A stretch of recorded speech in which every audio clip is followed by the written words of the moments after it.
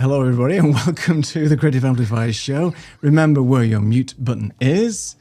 You might be seeing something different tonight. We unfortunately don't have Lisa with us. She can't make the show tonight, so you're going to have to put up with the likes of myself and Mark. It's the gruesome twosome again. Hello, Mark. How are you?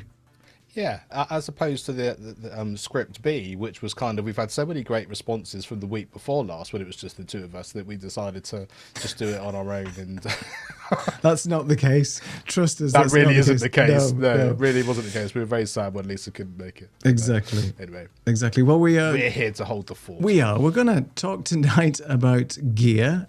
In fact, not just gear, but what works in our sort of workflows. We're going to show you a little bit behind the scenes of our studios, because some people have been asking the question about, well, how do you produce this stuff? You know, do you have a ton of high-end gear? Do you do a mixture of cameras and things? What does your studio look like? And you might be surprised to find out actually what we do and how we sort of cobble this stuff together. So we thought we'd talk about behind the scenes. We're also going live to Instagram, which is swimmingly working. I can see to my right. The problem is everything is slightly out of sync. So I'm looking around like, which is the live feed here? So it does get a bit confusing, especially when the countdown timers are going on. So we're going live to Instagram via Ecamm, and we're also on our respective YouTube channels and LinkedIn and Substack. So if you're here, say hello, come and join us, and let's talk about stuff. But how's your week been so far, Mark? You've been busy, keeping on? Yeah, it's been really good. It's coming to the silly season of music. My wife's in the middle of an opera season. I've got various school concerts and finishing up end of term stuff and that sort of malarkey. So my daughter's just come back from uni for the summer. So yeah, it's kind of all changed for a few months, and so it's great. It's nice to have a sort of a change of scenery from that point of view, and it's been enjoyable, and the weather's cooled down as well. I don't want to talk about the weather being in England, but yes, it's much more. You'll see in a minute. I can show you some of my little tools I had to buy when it was so hot the other week. But yeah, you have to get what you can when you need to have them. Yeah, and that's what people don't realize. I think you do have to plan for these sort of events where it's hot maybe 4 or 5 days of the year, but if you're trying to film and stuff, you might need things to cool down. So that's interesting what you may be showing us there. So yeah, definitely take a look at that. So I don't know where you want to start. We can go back and forth a little bit, maybe show one thing from you and then one thing from me. Keep it fresh. It's entirely up to you. Yeah. If you you spoke about the production side. So do you want to start just so that maybe, people who aren't Ecamm friendly, sure, or that sort of thing, they can actually at least sort of see what it looks like from a production point of view, as you're the one actually producing the show today, and then we can sort of, like I say, work into some of the gear and some of the bits and pieces from there. I can definitely try. Now, I've never tried live demo mode in this scenario, so this could be quite interesting, but I'll try. I'll try it. Let's just see if we can do live demo mode here. Just a second. So what we're using right now, let me just see what that looks like first of all. That works okay. I think we can see the full screen. So what you're seeing right now is Ecamm Live, which is the live production software that Mark, myself, and Lisa all use. Now, you don't need to have Ecamm Live to do what we do. There's many other tools and pieces of software out there. It's the one that we use because it integrates really well with our workflow, our Mac and stuff. And what we've got is basically this software that's going to flip through all these different scenes. I'm not going to go into too much detail, but think of a scene as a page in a PowerPoint presentation. And within that page, you have different assets. Our assets in this particular case are 2 cameras side by side, and you can configure everything up exactly what you want. And Ecamm Live allows us to go live to all these different destinations. It also allows us to record the broadcast. As you can see here, we've got the vertical canvas on the right-hand side and the horizontal canvas on the left-hand side. So we're actually streaming in both and recording in both as well. So we can easily repurpose and do all that content as well. We've got the ability to switch different cameras, mix all different audio in and stuff like that. So this is the crux of our software. A lot of people use Meld Studio, OBS, StreamYard, Restream, and so on.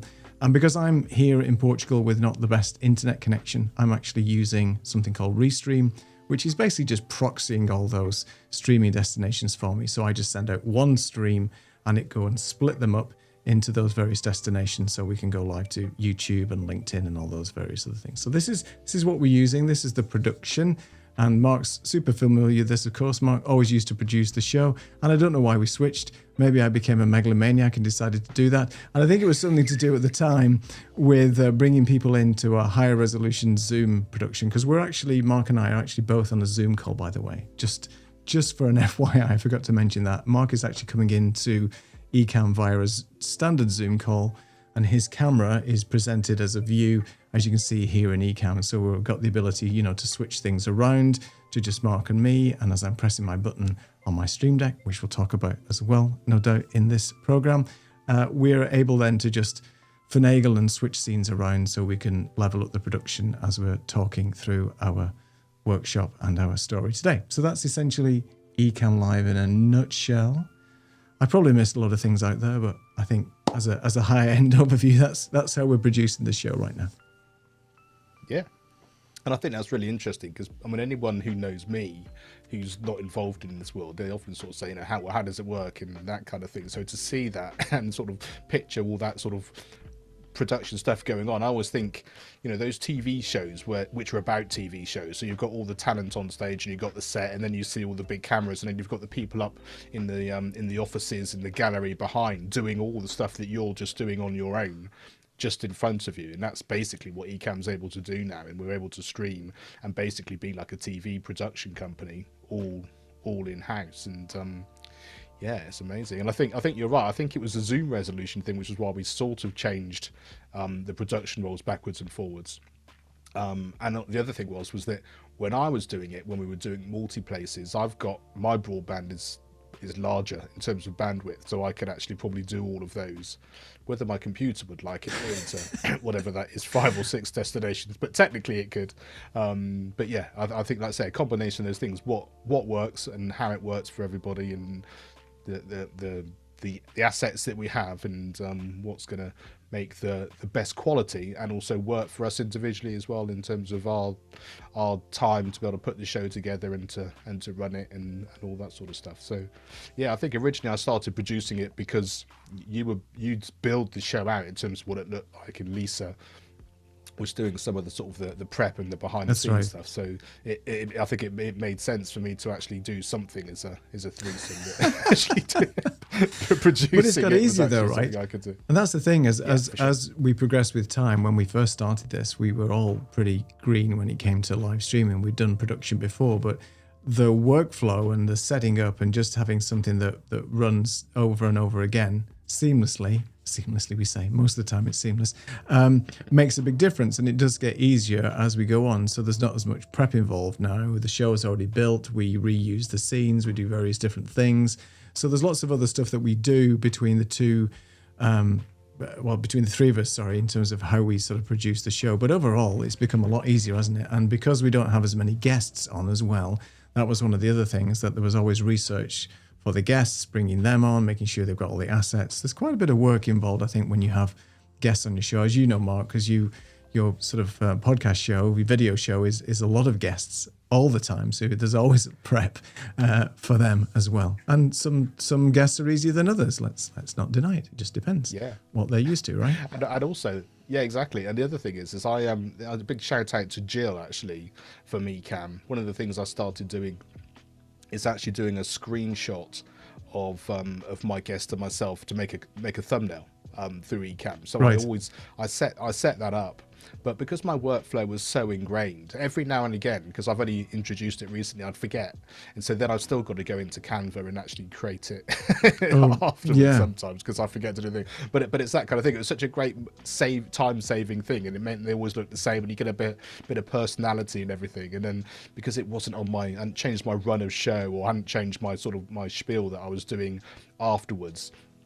So then I thought I could do it before the interview, but it always seems a little bit premature to say, oh, let's smile together and, you know, get a nice picture for the thumbnail before you've actually done the interview. So it feels much better to do it at the end.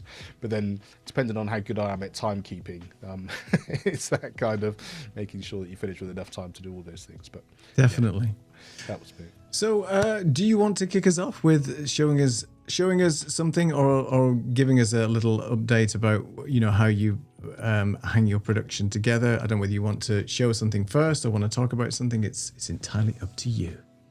Well, should we talk about cameras and that sort of thing first, so I can sort of show the various different things? Because most of the time we spend on this show, obviously doing straight on, you know, sort of talking head. Yeah. But when I'm doing my podcast, I do it slightly differently. When I'm doing presentations or workshops and that sort of thing, I do different things as well. So I'm happy just to show you sort of the different sort of camera angles first of all, just so you still see that is a main feed, and then we can sort of go behind the scenes after that. So yeah. So this is my main, obviously the main one going through. And actually, let me do this on the fly. On the fly, we can do that on the fly. Show you. So here we go. So let me just show you. So this is obviously my main one. Then I've got an ob spot over there, which comes in at a slightly different angle, which is brilliant for when anything goes awry. So you've always got a camera that's set up in whichever way you want to do. And that's quite bright, isn't it, on there? It's different on Zoom than it is in my... oh, it always is. Yeah, always. But you look, I mean, it looks pretty good. It's just a little bit brighter, but it's still in focus and stuff. So we have that. When I've been doing podcast trainings and those sorts of things, if it's online and stuff and you want to show microphones or cables or that sort of stuff, so I've got an overhead which is on there as well. And just in case Doc's watching, I'm going to line up the keyboard because I know he hates it when they're not all in the same way.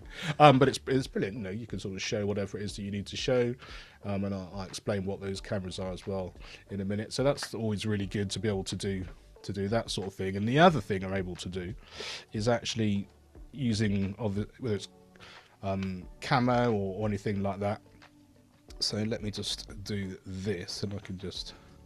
So this is just coming straight through from my camera. If I go this way, then I can actually see. There we are. We're talking about the heat and everything. So there's my little cooler.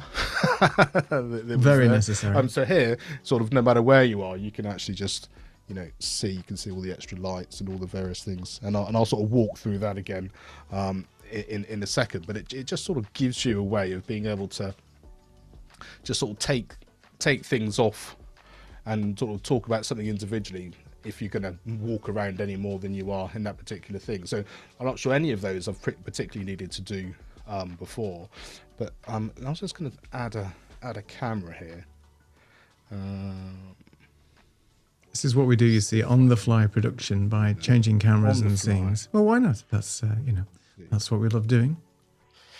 So let me see if I can do this while we're... I could change this, and then I thought the reason for doing this would actually be, so that will actually enable me to do that a different way. Actually, I'll tell you what I'll do. Let me show you my actual podcast one, because then that way it will make much more sense.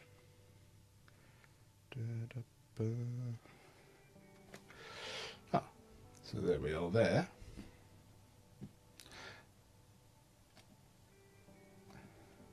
I think you have two audio channels coming in at the moment, just to let you know. I think you've got both. There we are.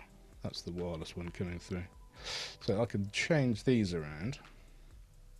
Whoa, hello. There we are. So what I was doing there before... There you go. Sorry, you were zoomed in on this side. Sorry, my bad. There you go. Ah, right, okay. So there we are there. So I sort of had it sort of set up like that. So I've had my main one. So my guest would come in straight in front, or if it was you interviewing, you'd be coming straight in like that, and then I can in the corner can actually still be on screen and sort of talk it at a different angle, and of course you can zoom that in and all that sort of stuff as well. So may as well do that while we're here. It looks good, because I think what you mentioned is that it's basically given the guest some feedback in terms of you are still in that scene, because it's hard for people to sort of envision when you are coming into an Ecamm production with Ecamm for Zoom. Yes, it's just like a regular Zoom, but what the guest will be seeing is this production that you guys are seeing now live on the channel. So it's not like a regular Zoom call. So if they don't see themselves, if they don't see the person they're talking to and just see themselves, then it can be a little bit distracting. So you had this idea of, well, why not put me still in the scene, but not like as focus, and at least it gives them something to look at, right? Yeah, exactly. And then just like you've been showing now, is the fact that what you can then do is actually just go backwards and forwards, change side by side, or however you want any of those to be, and then you're kind of you're sort of good to go. But yeah, so that sort of works in many different ways, and having that second camera set up like that has been really, really useful. You've got the second mic again. Change scenes. It adds the second mic coming through again. It just keep knocking that off. Sometimes you have to mute it on a different scene, I think, but it sometimes gets a bit tricky with having two mics. That's why I tried that this morning, and then I ended up muting everything on each scene, and I was like, I'm never going to be able to remember that, so I'm not doing that. What does it sound like? Does it come through as an echo or a slap? Yeah, it's just like a little delay between the two. So it's like you almost got like a tape delay going on. I mean, it's not terrible. It just sounds like you've opened a big window or something, and now you're in a bigger room or something. That's what it sounds like. Brilliant. Well, shall I explain why that's happened? Because go ahead. Yeah, because I've done it purposely. Yeah, it is intentional. So right? it is intentional, exactly. So let me do this so I can explain. This is why I was going to do it. So let me put this camera back on here, and then I can show you. So currently, you can see I have my road coat, but I have to keep moving in and out. So what I'm going to do is I set my Holyland. So from here you can see this is now coming just through there, which means I can now stand up and then wander around and everything, and then show you sort of why I was doing that, because I thought if I was going to show other things and move around, then it would give you a chance to be able to do that. So let me bring this up and I can show you the two different setups. So currently you can see there, so I actually use my Zoom H5, which I've had ever since I started. So what was 2016, and I must have bought it maybe a year or so before when I was sort of trying it all out. So there, and that's just basically plugged in, and then I've got my Rode Procaster there coming through. And if I step sort of further back there, you can see I've got my lights. And I was going to talk about some of those old things as well. So that's my original pre-COVID ring light. Right. I thought, I should just get another one, do something different. But the main reason for doing that was because it still works. I've got a relatively small room, as you can see. You can see the ceilings there, and you can see the blackout blinds and stuff there. And actually, as a fill light, it works really well. It comes off the wall and the ceiling a little bit. So I probably will replace it at some point. But while it still works, it kind of makes sense to keep using it. And it's the same thing with the Zoom as well. It works brilliantly as an interface. I can always change the audio in post if I don't like it, but the microphone sounds really good. And I think for the extra difference it would make, maybe it's worth doing at some stage, but it hasn't been worth it enough to kind of just get another microphone for another setup. Would I maybe do a duo? That might be one thing to be able to do, but then I could just get a microphone and do all the stuff in software and have a different type of mic if I was going to do that. And also, if I wanted to just be wandering around, I can do that as I currently am with the Holyland. And then that would make one of those things as well, because I do also often use, here we are here, my Rode Interview Pro. You can see there's all the things that I've been using recently. There's the other part of the Holyland, and I've got a fan there to go on the back of my camera when it was really hot before and all those things as well. But yeah, it just gives you a chance to sort of, I could just use that, and if that was plugged into a transmitter or a receiver and or a duo, then that would work as well. But it's kind of, I use it mainly for when I'm just recording and I'm on the road and doing those sort of different things and have really good quality audio as I come through. Right. If I step far enough back, you can see there I've got my OBS bot there at the top. I've got my main monitor to the right. I've got a small monitor just underneath my my prompter, which has got most of my Ecamm related stuff on there as well. And then you can see Neil and all the stuff you're seeing live coming through the front. So yeah, so that's kind of where we are with those sorts of things. And I shall bring that back in, and I can come and sit down. And is there anything? Yeah, I was that you want to ask? I was curious about the monitor setup, because you recently you used to work on one monitor, right? Originally, I think, and then you had you bought the second one, and then you bought the prompter. So how has that helped you in terms of sort of the workflow? Because I know we spoke about this, I think, on the last show, like having one laptop monitor it's just painful when you're trying to do this stuff, especially if you're in a workshop and you're presenting things, whether it be a PowerPoint or even just some basic slides and things. So that has enhanced your workflow by having the secondary monitor and stuff. Yeah, no end. I think originally I kind of tried to make it work because I had an iMac, and I think it was 27-inch, so it gave you more kind of space to be able to put lots of things on it. But as soon as I started doing any kind of presentation or bringing screen sharing in or anything like that, having a separate monitor was an absolute no-brainer, because you need to be able to have separate things going on to see them, and especially if you're doing preview mode in Ecamm where you're trying to set things up while something else is going out live, it becomes sort of near impossible. So as soon as I had two monitors, that completely changed the game for that. And then the prompter, as we mentioned last week, if you want to go back and listen to that, just being able to look into the camera to be able to see that, whether it's to having scripts or bullet points or just being able to look into the Zoom window to chat to somebody, makes all the difference. So this is perfect in terms of what I need for most of it. I could have another small monitor or an iPad or something if I was going to be drawing on there, or I wanted the comments coming through in a different way. But it sort of works, and just sort of down this way, where my sort of air conditioning thing is, my electric drum kit's going to be in there for the summer, because I've got a sort of a music drumming workshop thing that I'm doing with some of my pupils, and so I'm going to have my electric kit just sat there and just run that through into the computer as well, and then I can use all these different cameras then to show various different things. That's cool. And then get the audio coming through as well. And I think my OBS bot, having just moved my hands around, it's just gone completely bonkers because it thinks it's trying to track. Oh, it's trying to track. Oh, well, there you go. It's gone I have to turn that off. So before we started the show, you were actually talking about the merits of potentially upgrading your audio interface and whether that should be done. I know you just mentioned about it before with you have an audio interface, which is the Zoom right now. It's very confusing, isn't it? Because you have a Zoom audio interface. Zoom, but not Zoom, yeah. And you've had that for a while.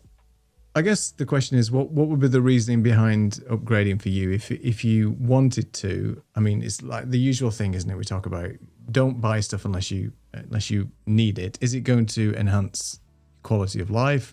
What is it going to give you in terms of flexibility? So I think we were speaking before about having maybe a dual input device for when you are doing podcasting, maybe the mobile podcasting things. But now, with the Rode Interview Pro, which will record 32-bit flow directly onto the microphone, and the Zoom that you've got, what's your thoughts now about the audio interface side of things? Because your microphone always sounds good, because it's a decent mic as well. So, yeah, I think that's the thing. Is that if you sort of start with some good audio going in, then you're in pretty good shape. And I really like this microphone, and I started with some ATR microphones which were identical, so I had two channels going into Zoom if I was doing it in person, and I can still do the same thing for that. So every now and again, I think I ought to have a duo, because I haven't played around with the Rhodes very much like that. But then it's that kind of, there are other things I could upgrade as well. I could buy an Amaran sort of flat lights, which I could then have on this pole that's coming out, and so that would just give me a little bit more room, and just be one less thing to set up. It takes me less than 5 minutes to turn the lights on anyway, because the studio is sort of set where it is. So that's one thing I could do. I could just get like I say, another microphone, and do some processing in the software, or the ones that you do in the software, and then it stays in the actual microphone itself. I think the technology now is brilliant to be able to do that. And I like the fact, like I say, to be able to sort of transmit and receive from the Interview Pro into something seems like an obvious thing to be able to do. So it's that shoulda, woulda, coulda, how much do you need? How much should you have? And is it going to make more of a difference or not? Yeah. And I think the reality is that the sorts of things that I'm doing, if I'm going to upgrade something, I'm probably going to get more OBSBot cameras, because I'm probably more likely to be doing some more remote recording, multi-camera setup.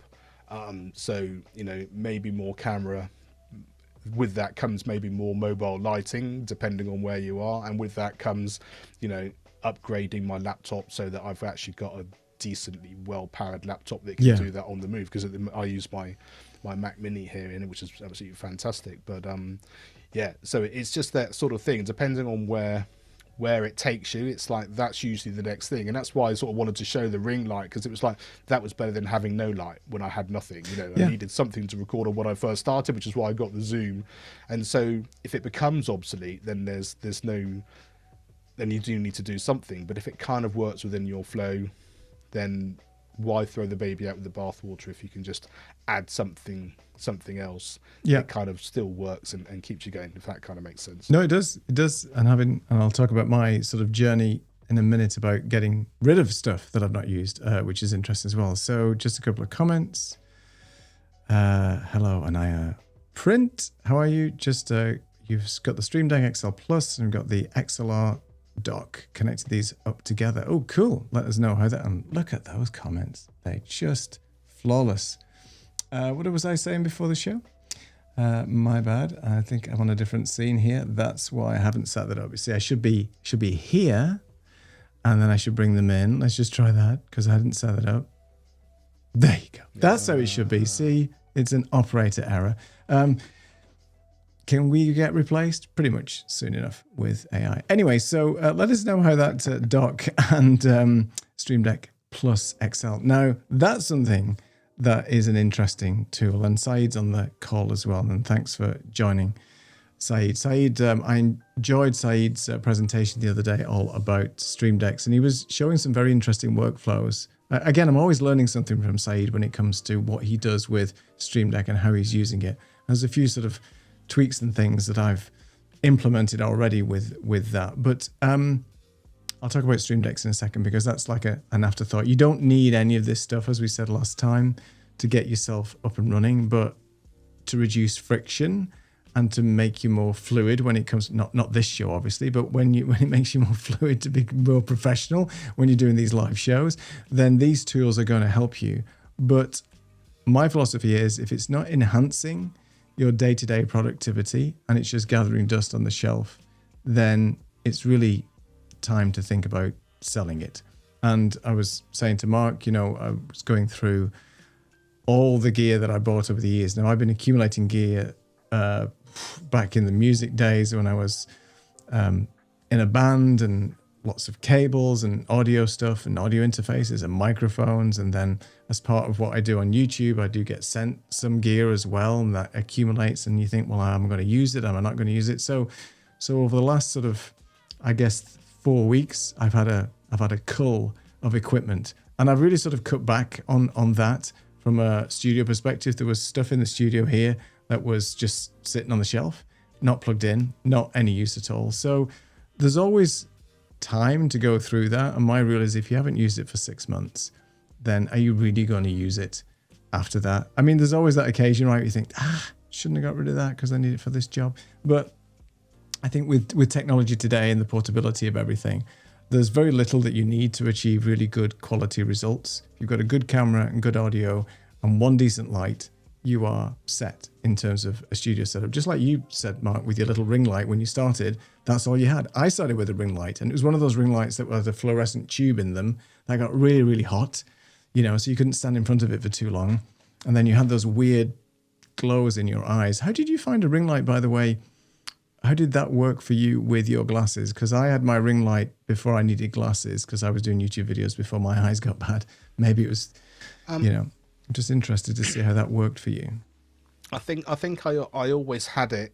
I had enough knowledge that I never used it sort of right in front of me. I always had it as the same sort of position I might have as a main light, right, as a key light. So it was kind of okay, but I actually looked at some of my old videos that I did during lockdown, and at the time I was like, oh, this is great, no one's doing anything like this, and I look at it now and go, oh my, that's not quite how I would do it now as things go on. But I think that's the thing, isn't it? You learn and you grow and you change and you do whatever you do, and I'm sure the same thing will be the same in another 5 or 6 years. You'll be looking back going, oh, I wouldn't have done it like that now. Well, just the technology has changed in such a way that you, like you say, your workflow can change and it can look very different. And yeah, it's a combination of all those things. I think you just have to lean into where you are at the moment and not worry about the rest of it too much. Yeah, I agree. A couple of people joined. Hey, Roy. No, we're not AI. Not yet, anyway. Soon.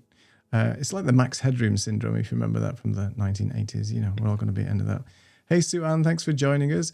People in the comments, let us know what is in your studio. What's the one piece of tech that you like from a workflow perspective? That's what we're talking about tonight. And Saeed said, just sell that stuff when you can, because obviously tech does diminish over time. It doesn't really sort of hold its value depending on what you have. I think cameras and lenses are the exception to that, because I've sold some old lenses that I've had for years and they've still sort of returned quite a decent value in the resale market. But a lot of stuff is becoming very commoditized now. So microphones and things like that are just very cheap because they're good quality and they're cheap. So what can you say? Yeah. All right, I guess I'll show something on my side. Let me just make sure this is streaming first. It should be. So I'm just going to show you, just similar to Mark, just my setup, what I'm using day to day. Now, keep in mind that I've oh, is this working? Yeah. So there's video stuff that I do production-wise, and also when it comes to doing videos for product reviews and things. But my studio has been evolving over the last few years. A lot of this stuff is old monitors that I've cobbled together. Some of it is new. I've sold some of the stuff as well. So Mark, first of all, was talking about the Amaran Verge Max. Now my studio is similar to Mark's, and this camera is stalling a bit. My studio is similar to Mark's in the respect that it's a small studio. It's actually in an attic, so you can see the V of the roof there. And I invested in this Amaran Max because I had a Godox light with a huge softbox. So when I walked into the room, and Mark can testify to this, you almost walk straight into the light, and it was very hot. It had a fan on the back, but when you're in an attic room in Portugal in the middle of summer with no air conditioning in this room, it can get a bit hot. So I decided to go and get this particular light, and you can see it's very thin. It's only like about 3 centimeters, and I've got the crate for it because the crate helps diffuse the light. It's not as concentrated, and this thing is only on like 4% in terms of brightness. So it really doesn't sort of need to be, super bright for the room that I'm in, depending on what camera you've got.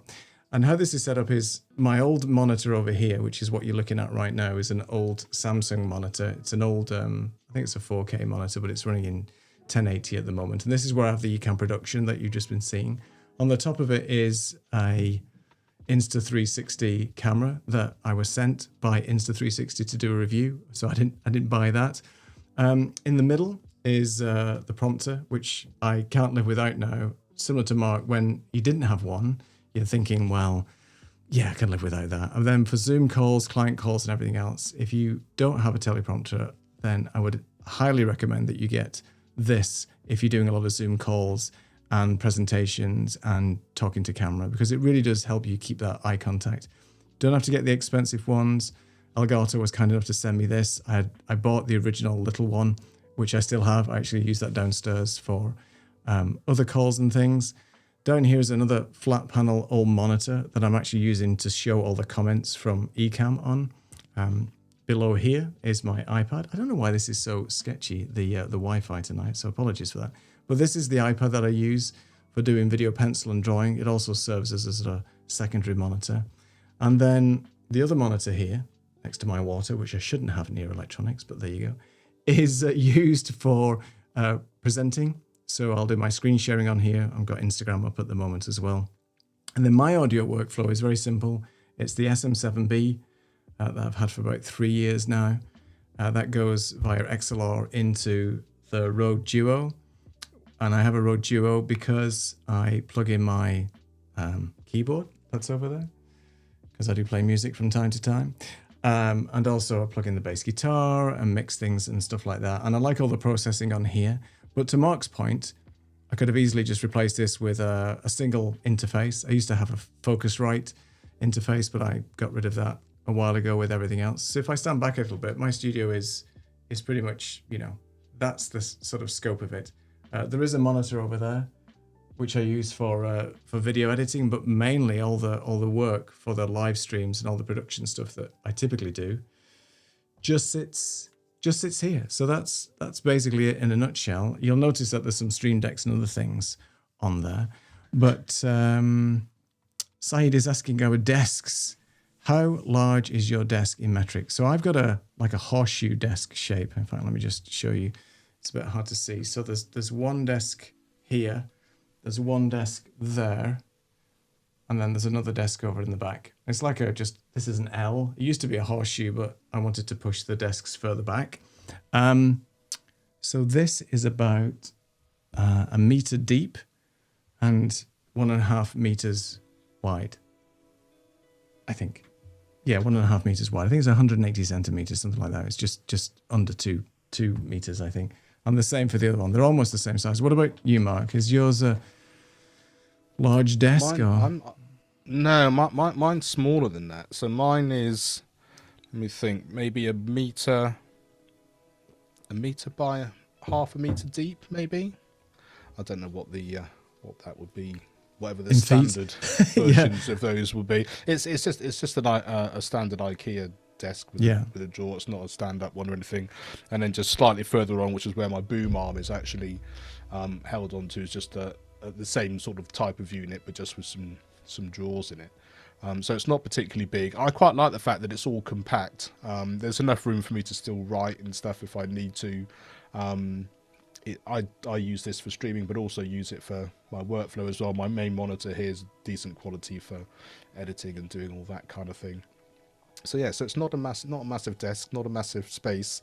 And to your point, there were a couple of things you mentioned that I was thinking about as well in terms of gear. One is the Stream Deck pedal, which I know you didn't mention the pedal itself, but actually I always think that's something which would be really useful, forward, back, or home, or something which is just kind of be.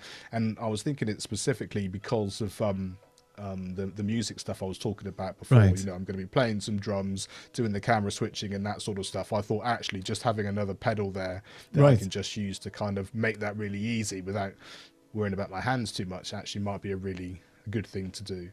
Definitely. And the other thing is I've only got the kit lens on my Sony ZV-E10, but with the crop and with the zoom that you can use in here, the actual quality still seems to be really good. But one of the things I probably would get is a Sigma or something like that, just to give me a bit more. But you've been here, you've seen the size of what I have. It kind of doesn't need it for my setup, but if I changed rooms or had a bit more space around me, then maybe that's something I'd invest in, just to give me that option in a different sort of scale. But yeah, those are probably the two things I think would actually enhance it, if my circumstances were different. But the pedal probably would actually enhance it for something which is coming up, and I'll sort of, once I start doing that, I'll know whether it's actually worth it or not. Yeah, definitely, because I think because if you're obviously using your feet with the drums and everything, and you could bring another iPad over or another Stream Deck, but it's just that convenience of then being able to still talk.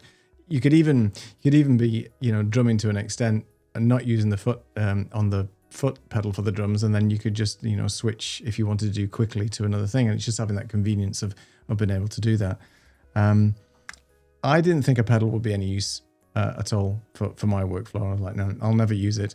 But because you can use the pedal in different configurations, so I don't always have to use it like this where I can switch scenes. I could basically, use another Stream Deck button to switch the profile of the pedal. And now if I've got a presentation, I'll be in presentation left and right, going through slides. So there's so many different configurations. I think people seem to think that, or I was under the impression, at least when I got my Stream Deck, that it was like a one configuration, like that key was fixed for something and you couldn't reuse it. I had no concept of profiles. I had no concept of different pages. So the thing is, if you get a decent sized Stream Deck for your workflow, then really you don't need to sort of do anything else. And investing in a pedal for the convenience is a really good thing. And, touch wood, I've heard some stories that many people have had their pedals and they've broken after a while, or they started squeaking, and you have to take the springs out and oil them. I think Alec Johnson took his apart, oiled it, put it all back together again, so it was silent. But I think they're okay. I mean, they're not hugely expensive, and I do think that you can get another different type of pedal. And if there's anybody in the chat that knows of a different type of pedal that would work in that configuration for moving scenes around, I guess it has to be compatible with the Elgato software, but I'm sure there's other things out there. Lots of people use those little button clickers. I don't know whether you've used those. Those little round sort of, it looks like your HoloLand mic actually, and they just click on it and that seems to work. And I think Jan at Creator Camp was talking about how he uses his all the time. And Saeed's in the call. So Saeed, are you a clicker or are you a mouse button person? So I'd be interested to know from a facilitation point of view, because it's really nice, isn't it? Where you can just talk with your hands and click and so on like that. Saeed says he's got nervous feet. There would be a lot of accidental switching on the pedal. My nan used to say that I've got St. Vitus dance where I couldn't keep still. So maybe that's not a good idea if you've got a pedal. Sue Ann says I've got a new Stream Deck to set up, hoping to help the smoothness when streaming. Definitely, it will change the way that you work. And it doesn't have to be with Ecamm. OBS supports Stream Decks, obviously. Even StreamYard has plugins for Stream Decks now. So depending on what software you use, everybody knows that the Stream Deck is the de facto. And there's a lot of other manufacturers that use or have Stream Deck type of hardware, like Ulanzi have just brought one out, which is a fraction of the cost, but you can't use it with Elgato's proprietary Stream Deck software. So now you're running 2 bits of software on your, I don't know, maybe we need somebody to go and test it all out first, come back to us and tell us it's all working. All right. What's next on your things that you wanted to show the audience tonight? Well, I think we sort of talked a bit about Ecamm, but I think being able to do what we've done tonight with Ecamm, from your point of view, you sort of shown your ability to your production side and how you're actually doing that. But for me, to be able to do things like just changing the camera like I showed you before, or if I'm going to just change my mic, so and then now I'm not muted, but I'm on a different microphone, so you can sort of hear the difference. And I can mute and unmute and change microphones and all of that just literally with a click of the button, and to do that and to bring in the different cameras and all those sorts of things as a guest, because like I say, I'm not actually producing the show, but I am actually able to produce my side of things. And I've sort of, the last sort of month or so, I've been really sort of quite active being a guest on other people's podcasts. And it is amazing how quickly people start to say, oh, that looks good, or this sounds good, or how are you doing this, or how are you doing that? And you then start to realize, what certain software is actually able to help you with.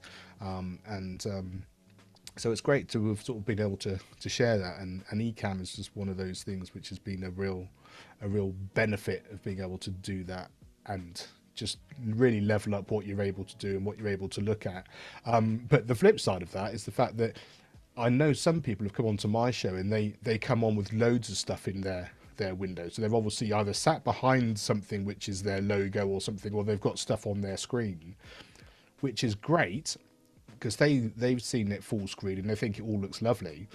And then they come onto your show and then we do a talking head and then it's all cropped and it's all changed, and it's really hard to actually make that look good because I'm in control of it all of a sudden. I don't just want them full screen because we're doing it in a slightly different way. Right. So I tend to find less is more now. I'll come in with just a clear feed, and allow them to do what they want to do with it.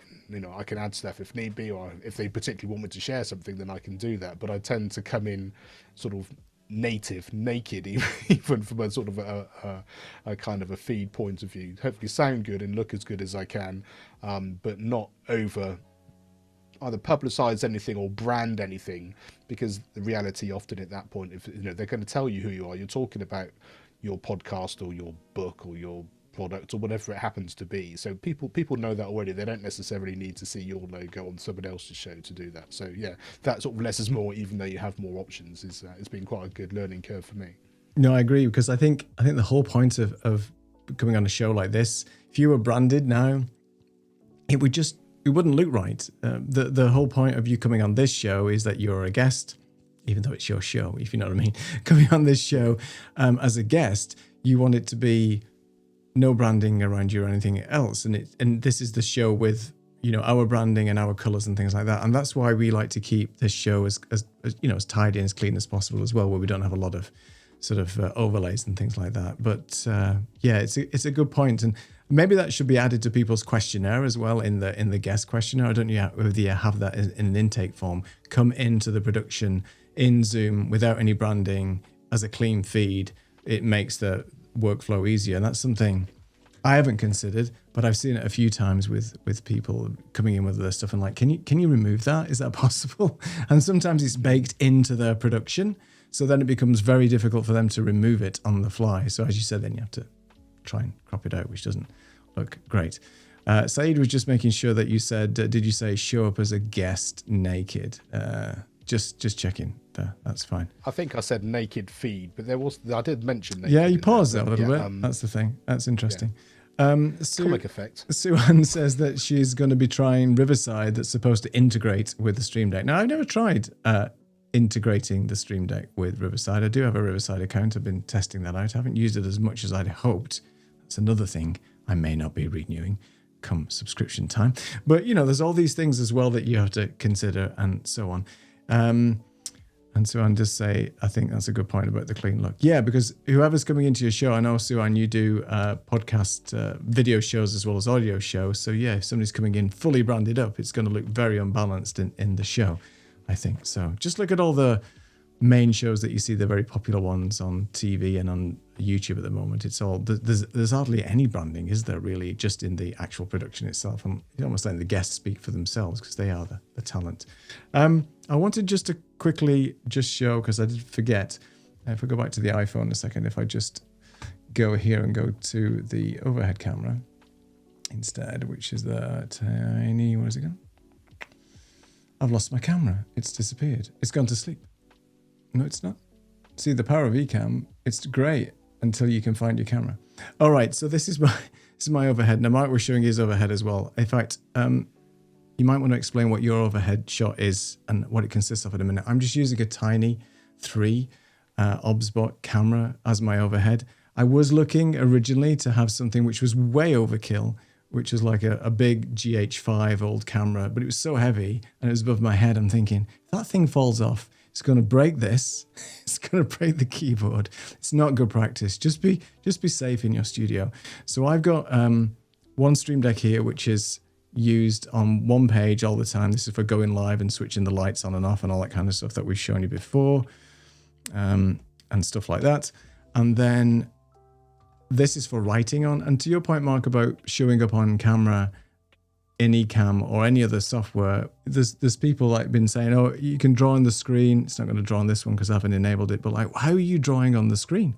So people like ask this question, and just being able to either switch a scene, bring in another camera source, or even show your presentation in a specific way, just really, I think, enhances the production that people just don't know is possible, specifically when you're looking at a standard Zoom call. And then over to my right-hand side, another 2 Stream Decks, because you can never have enough Stream Decks. Again, I was thinking, get rid of all these Stream Decks and just have one like 32 button one, because I made the mistake, as many people do, when you buy a Stream Deck, you buy I just bought the smallest one. I think the first one was the Stream Deck Mark II, like 16 keys. I thought I'll never use 16 keys. Oh yeah, they're all filled up. So what about yourself? What's your Stream Deck desk look like and setup and things like that? So let me show you.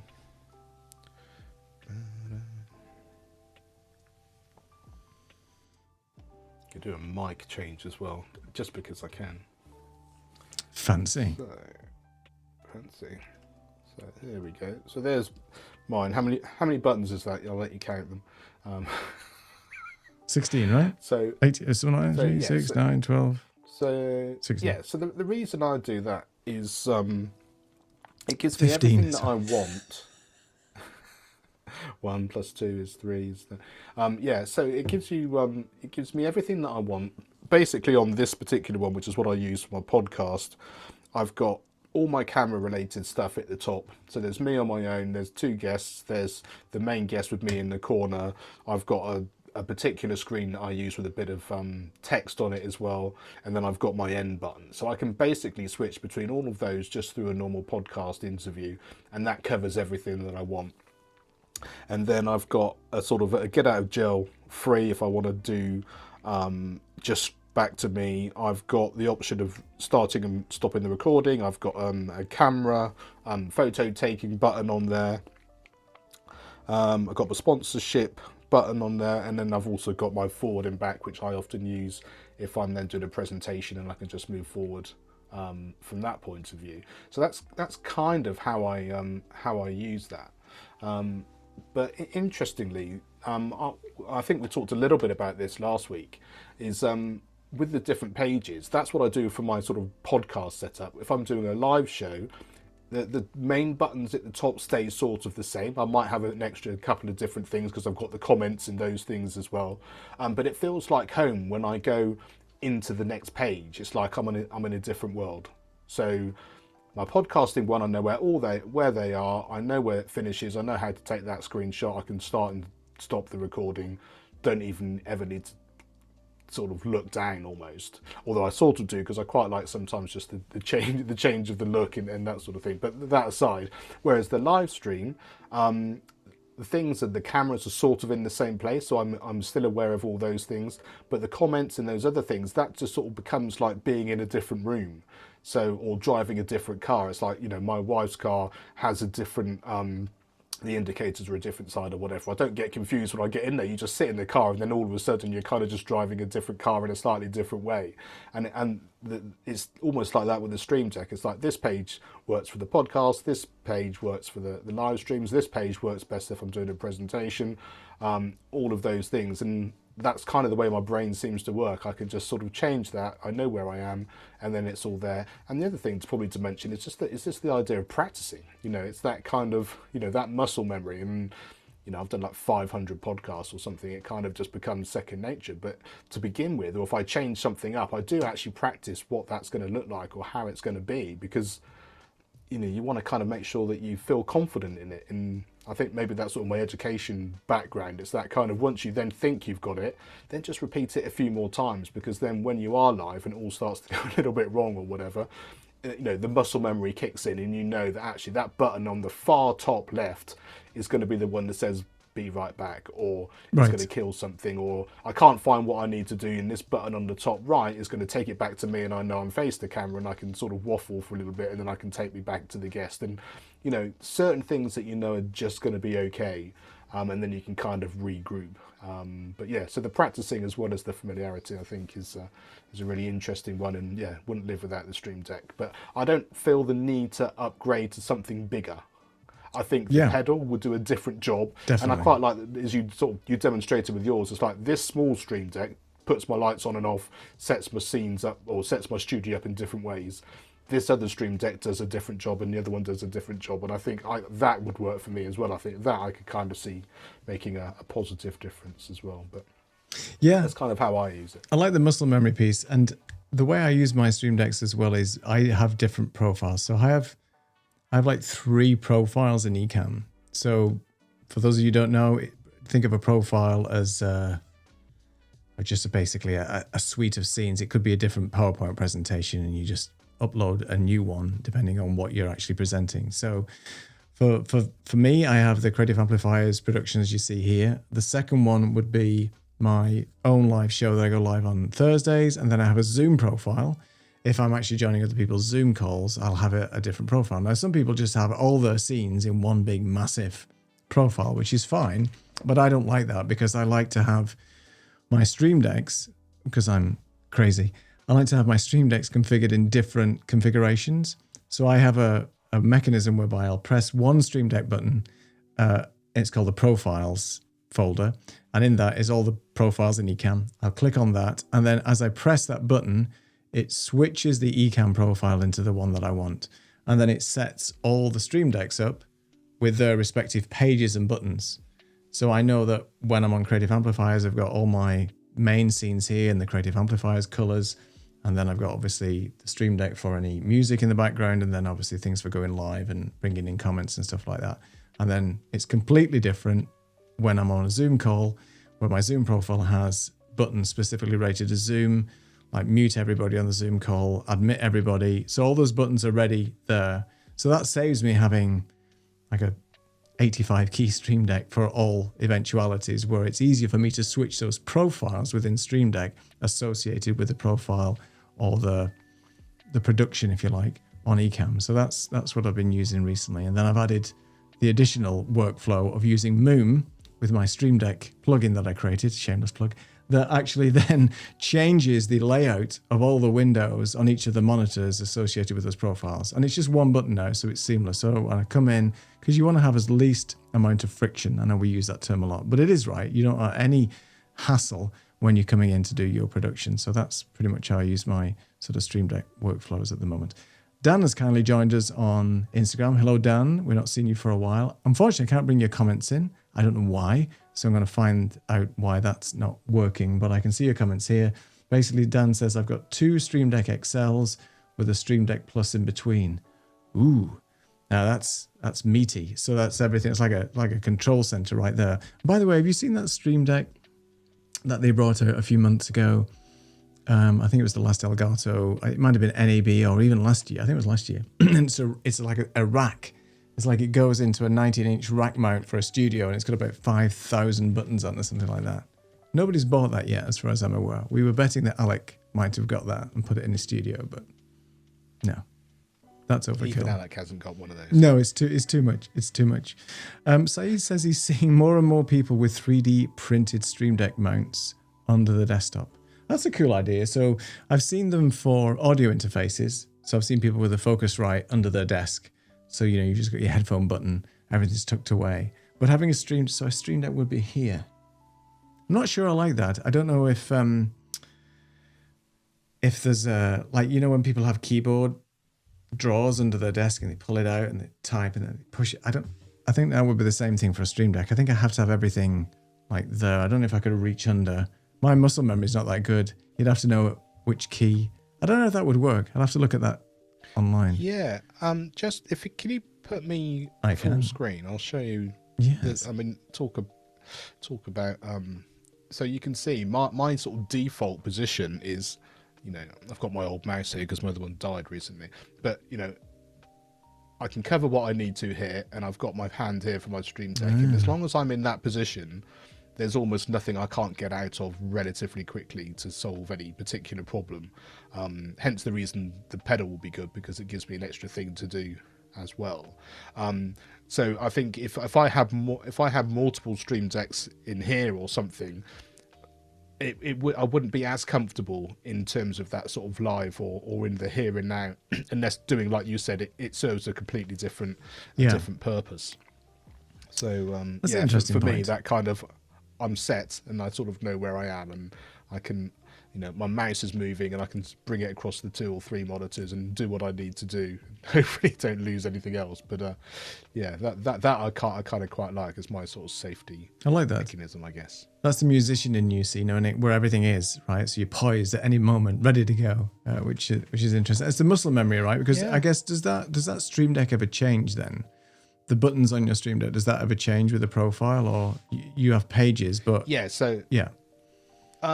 little bit, because I've got different profiles for Yeah. for different things. So then you know, the concepts are sort of the same. You know, my top levels generally, the cameras and the comments are slightly below and whatever, but it will change for different profiles as well, but not enough for it to make as much of a difference. Right. And but you're right about the muscle memory thing, and it's interesting from a musician's point of view. You know, as a percussionist, you know, you're sort of sat in the middle of a million instruments, and it's not always the same because each show is different. You know, if you're sat on a drum kit, then it's, you know, relatively the same. Your setup is what it is. But as a percussionist, you know, one show you might have a xylophone and a glockenspiel in front of you, and the timps to the side, and a set of tubular bells behind, and all that sort of stuff. And the next show might be completely the opposite. Right. So it's kind of building up that muscle memory so that in the heat of battle, in the middle of a show, you immediately know that your right hand's picking this stick up and your left hand's doing that, and you're going to turn and look at something different and all those sorts of things.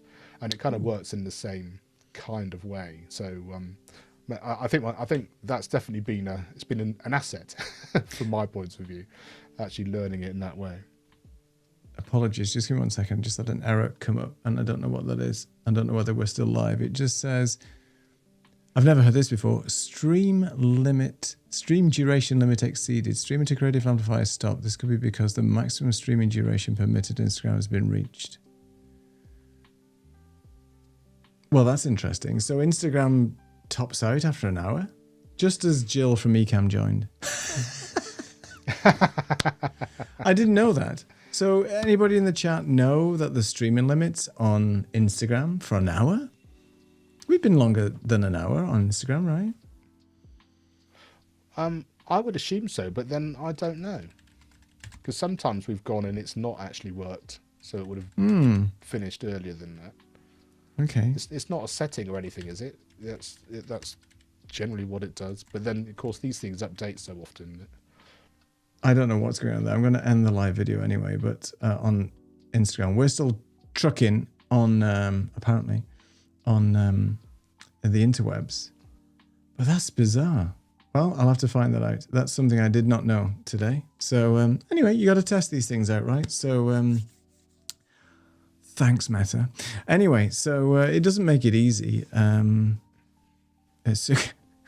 So he says 1 hour on Instagram is basically 112 reels. That's probably about right. I didn't know. No one's watching now. Nobody's watching now anyway. No, we are at the top of the hour. Is there anything else you'd like to share? Any nuggets of fun stuff from your journey? Have you got anything that you want to get rid of that you've not used? That's the other thing. So do you pretty much use everything that you have bought in your studio so far? Because I mentioned I've got rid of a ton of stuff recently. So I feel like I'm cleansed now. But yourself, anything you could do without? No, I need to add. I think. Okay, you're in the additive stage. Okay, that's fine. Yeah, I think because I've not gained stuff en masse. It's all been quite purpose driven. Mm-hmm. So, I mean, there are other things, you know, like a USB SSD card and, you know, ports and hubs and all those sorts of things, you know, which you sort of add. Things like we talked recently about a dummy battery for the camera, which I've got recently as well, which seems to have made all the difference. Frees up a USB port, and also takes the pressure off of overheating a little bit more, and the fact you've got the power going on. So I think everything I've got kind of keeps adding and adding. The question will be, maybe, you know, if I get another obspot or another couple of obspots so I can do a remote thing, do I then still need to keep a Logitech camera overhead? Who knows? You know, I'm thinking about upgrading my phone. Do I then just use that as my second, third or fourth camera in the studio, just so that we can literally do what we've done today? So no, I don't think I've got anything to get rid of. But yeah, definitely a few things I would probably add, as we've sort of mentioned already. And it's a balancing act, isn't it, as well? It's what's the thing that's going to make the biggest difference to you and your production from day one? And probably, I know we've been talking about this, it's probably going to be the laptop is probably going to give you the biggest bang for your buck to start with, because it gives you more flexibility and to do whatever you want. The rest of the stuff you can just bring with you and add. And the thing is, you talked about docks and connectivity and things like that. These I feel are they're just painful, because you have to buy them because you run out of ports, right? There's nothing you can do. If you need to plug more stuff into your into your system, then you need to buy more USB Thunderbolt docks and things like that. And these things aren't cheap. They run 200, 300 bucks at a time, depending on which one you get, like for the CalDigit or I think I've got the OWC. Either way, they're not cheap.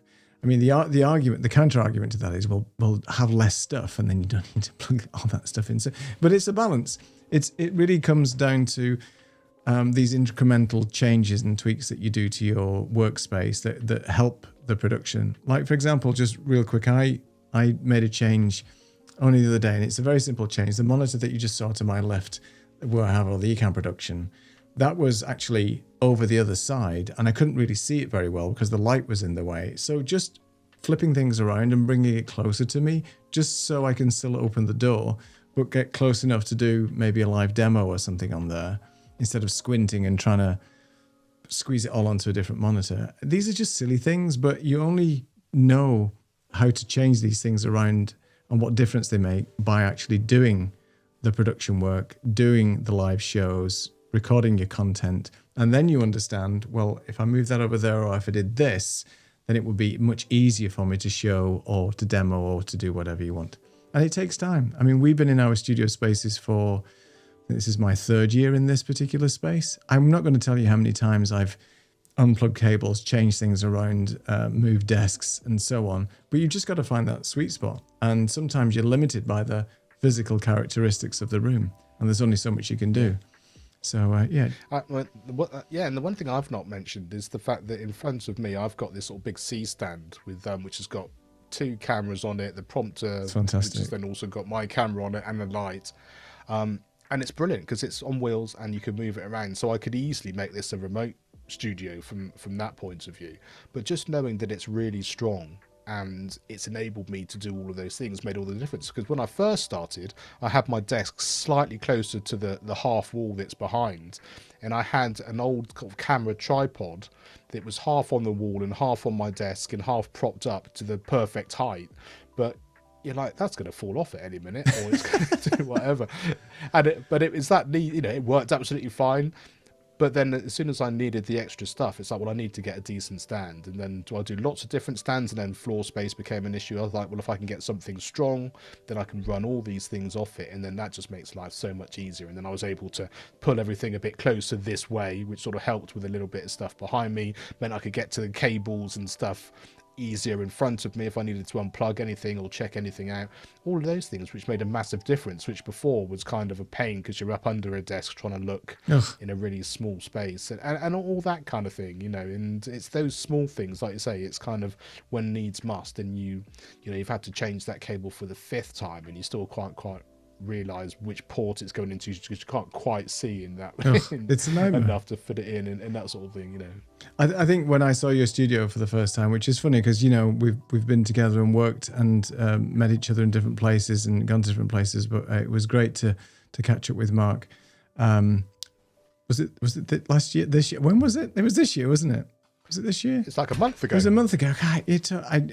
Losing my mind. Yeah, so only a few weeks ago that we met up and seeing how the configuration has sort of evolved and seen it from behind the scenes, because you've no idea what the studio looks like. Like behind me, people keep saying, is that a green screen or whatever? No, it's just a room and so on. But it's interesting to see when you actually go to somebody's studio and then these incremental bits and pieces that people have added, because it inspires you to think, that's a good way of doing that, because you're always trying to find ways around, as I said, the environment and the space that you're working in and things. And that C-stand, I think, has been a genius addition to your setup, because now you've got everything that you can configure with all those arms as well. So you've got these articulating arms that you can move things around, which is difficult. Yes, wonderful. It's why just watching loads of people's shows are really good, because, especially they sort of talk about what they've done and why they've done it. And I was watching one of Adrian Salisbury's one recently about a studio he's just been building for somebody. Yeah, it's cool. And it was that kind of, I'm really purposeful about this, and I really want to get it to like this. And he still had the same issue we all have, which is kind of, I need to get all these horizontal lines lined up the best I can, and I need to do this in the tripod and all that sort of stuff. And it's like, doesn't matter who you are, certain things are just a pain. Yeah. And then you still got your cable management, and you still got this, and you still got that. And I think then he just finds something. And that's certainly what happened with that C stand, is I saw someone talking about something like that, and I thought, that solves my problem. Right. And then you can just do a bit of research, and if it's someone it's always nice to use an affiliate link or whatever and help those people out in whichever way you can support them. Yeah, I really like that. It's one of my favorite pastimes, looking at other people's studio bills on YouTube, because you get inspiration. As you said, the behind the scenes is really cool. A couple last comments and then we'll start to wrap up. Jules, thank you, Jules. You were on the show with Stream Live guys before. Thank you so much. Have a clean sounds, perfect light. Bravo. We learned a lot. Oh, well, that's nice. Anything that we can do to inspire people. Again, you don't have to spend a fortune, just little incremental changes. Lighting, microphone, before anything else, in my opinion. Saeed, am I the only one with 3 boxes of spare cables? Because you never know. No, I've got a box of spare cables, don't worry. There's lots of USB cables and Thunderbolt cables in the background, and you don't want to throw out a Thunderbolt cable by mistake, because they are not cheap. No. And also, here's something which is really weird, is I have a mic cable, which I know doesn't work all the time because I've replaced it, but I still have that cable marked as cable that might not work. Why is that still in my studio? Oh, just throw it away. I got one with a tick on, actually, that I know that works for video. It's bizarre. It's a white Thunderbolt cable, and I tested them all, and I put a little black marker tick on there to know that it works for video. Anyway, we wanted to tell you about a couple of things before we do wrap up.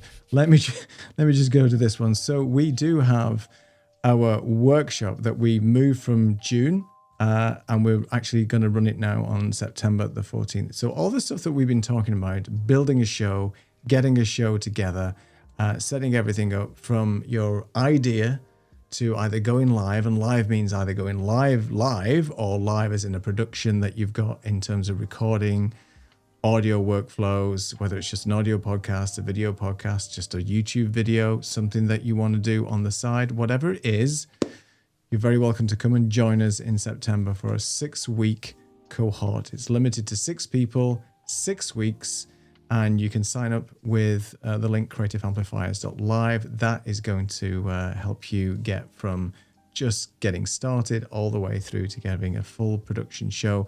We wanted to show you what we've done and help you with that, because we've had to go through that respectively with our own shows and as a collective. So come and join us at creativeamplifiers.live and sign up today. You'll be registered, and then we'll come and see you on September the 14th. And next week, if you want to come and join us next week, we have our final show of the summer, because we like to take summer off as well, we like to take our little summer break. So it's our summer break video show, Monday the 22nd of June at 3 p.m. Eastern. And if you scan the QR code, that'll take you to a Luma page where you can come and join us in the Zoom room. You can be a guest on the show. You can tell us all about what you've been working on in 2026 so far and what you've got planned for the rest of the year. Share some tips, gear ideas, anything that you want. We love having people on the show. That's what Creative Amplifiers was all about originally. I would like to get back in the game and bring some good people on the show and have a chat to us about that stuff. So if you want to join us, scan that QR code. The link is also going to be in the description of this show, and you can sign up today. You'll get a Zoom link. And come and join us. Anything else before we close up tonight? I think my final thing would be sort of related to the accelerator program, but also sort of related to the sense of sharing information and all of that, is the fact that it's an ongoing thing. The number of times I send you a message saying, this isn't working, what about this, or I've heard about this, and we go backwards and forwards. So the program itself is about really taking you from idea and all the bits that you need, but it's not kind of that's it, then you can disappear forever. You sort of become part of what we're talking about today. You're part of our world, part of our community, and so think of it as a long-term support, with that kind of initial sense of that we can really sort of hold your hand and take you through all the bits and pieces that you need. And we won't just disappear then at the end of 6 weeks. We're going to be able to support you, and there'll be other things that we can help with as well. So think of it as the start of your journey, and then a continuation beyond there as well. Definitely. I mean, we all help each other out. We're all part of different communities. And as I mentioned before, one thing being part of the video production space is that there's so many like-minded people who are so willing and generous to help with their time and everything else. And that's what I really like about this community over and above others. Sue Ann says, thank you very much. You're very welcome, Sue Ann. And George, it's been a while. Hello. There's no quiz tonight, George, but if there was, you know who would have won. There you go. But thank you for joining us, George, and everything else. And please come and join us next week. The link is here for the summer break show. We'd love to have whoever wants to join us on the show. Tell us all about what you've been up to, because we miss you guys. We haven't seen people for a while, and it'd be nice to sort of catch up and know what everybody is doing. All right. With that said, 50 minutes past the hour. Look at us just chugging away, talking. It's been fun. Well, Mark, thanks a lot for being here again, as ever. And hopefully next week we'll have Lisa back on the show. So until then, thanks for joining us, and we'll see you next Monday.